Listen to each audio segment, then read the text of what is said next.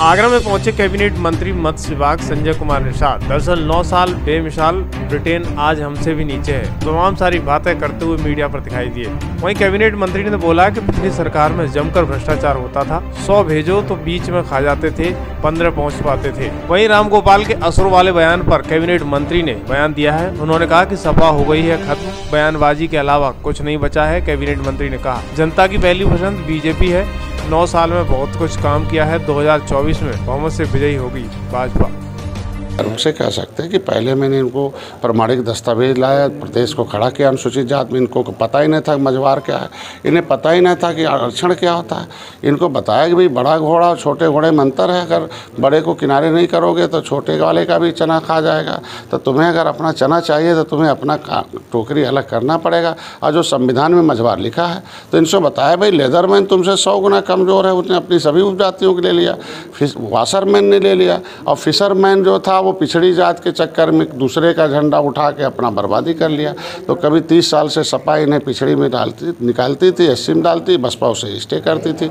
यहाँ उत्तर इस तरह लटकू राम बना के 30 साल जब से मैं आया कि भाई तुम्हें केवट मल्ला बिंद कश्यप कहार नहीं, तुम्हें मझवार का आरक्षण संविधान में लिखा हुआ है, तुम्हें उपजातियों पुकारू नामों का आरक्षण नहीं, बल्कि जिस तरीके से लेदरमैन ने सभी उत्तरा दक्षिणा मुँची अहिरवार गहिरवार का चमार का लिया है, रजक ब्रेठा कनौजिया का धोबी का लिया, उसी तरीके से केवट मल्ला को मझवार का लेना है, कश्यप कहार को तुरैया का लेना है। ये संविधान में लिखा हुआ है। लेकिन इनकी फाइल को कांग्रेस ने, मुकुल वासनी और शैलजा ने गायब करा दी, जिसके वजह से इन लोगों ने, इनकी सहयोग से केंद्र की सरकार चल रही थी सपा बसपा का 2004 से।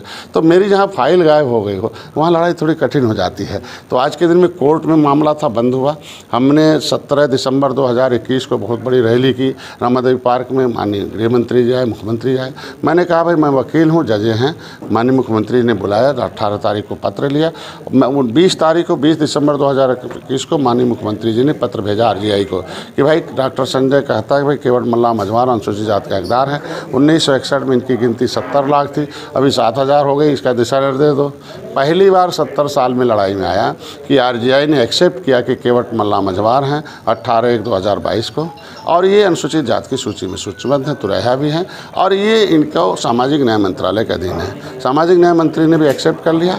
अब मामला ऑन टेबल है, लेकिन अब जब फाइलें गायब हैं तो उसके लिए टाइम तो हमें उम्मीद है, और माननीय गृह मंत्री ने वादा भी कर रखा है कि जिस तरीके धारा 370 खत्म हुआ, धारा हिंदू मुसलमान राइट खत्म हुआ, समस्या समाधान हुआ, राम मंदिर बना, समस्या समाधान हुआ, उसी तरीके से धीरे धीरे तुम्हारा धैर्य रखो, हो जाएगा समाधान। तो हमारी लड़ाई निर्णायक दौर पर पहले की सरकार में जाते थे, 7 जून 2015 को गोली खाते थे, जान जाता था, जेल जाते थे, डंडे खाते थे। आज की सरकार है, प्रधानमंत्री उसको ज्ञापन लेते हैं, गृह मंत्री लेते हैं, उसे एक्सेप्ट करते, तो हमारे लिए गर्व का विषय। हम ऑन टेबल हमारे निर्णायक दौर पर। एक आखिरी सवाल ये है कि लोकसभा चुनाव 2019 में, 2022 में भी आपने देखा, 2023 में बड़े शहर जितने हैं वो नदियों के किनारे हैं, और नगर निगम का चुनाव आपने देखा होगा ऐतिहासिक। उसी तरीके 2024 में हम लोग जीतेंगे। और निश्चित रूप इतना कह सकते हैं कि जिस तरीके से 2017 में 1 सीट थी, 2022 में हम 11 सीटें आए हैं, तो और विधानसभा विधान परिषद में भी 1 सीट है।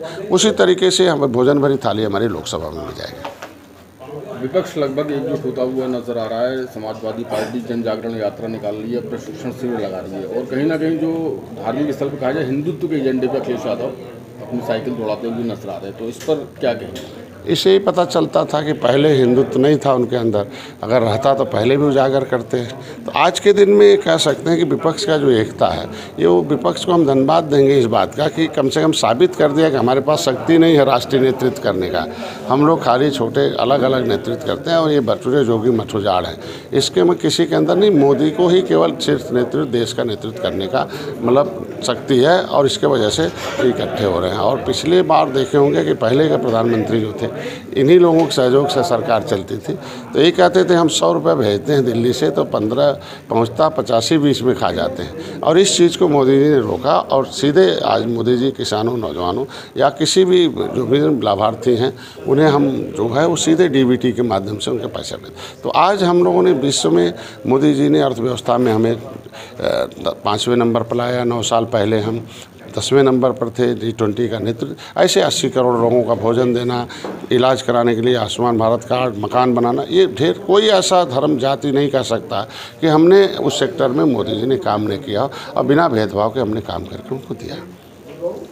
समाजवादी पार्टी को आप मुलायम सिंह यादव जी के समय में किस तरह देखते थे और अब अखिलेश यादव के समय में किस तरह देखते थे? अब माननीय मुलायम सिंह यादव थे, वो समाजवादी के नेता थे। उनके पास वो शक्ति थी कि अपनी शक्ति से, अपने ज्ञान से, राजनीतिक ज्ञान दे के अखाड़े के पहलवान तैयार करते थे राजनीति। अभी तो सब भाड़े के पहलवान इकट्ठे हैं, जिसके वजह से आप कुछ सब देख सकते हैं। पहलवान से जब जितने इधर से उधर हैं, कोई वहाँ से आया, कोई यहाँ से आया, कोई सपा, कोई कभी बसपा में था तब समाजवादी पार्टी गिर जाता था, कभी कांग्रेस में थे तब समाजवादी पार्टी का ही, भाजपा में तब तो आज उनके पास आके अपना कसीदे कर रहे, तो इसको भाड़े की पहलवानी कहेगा।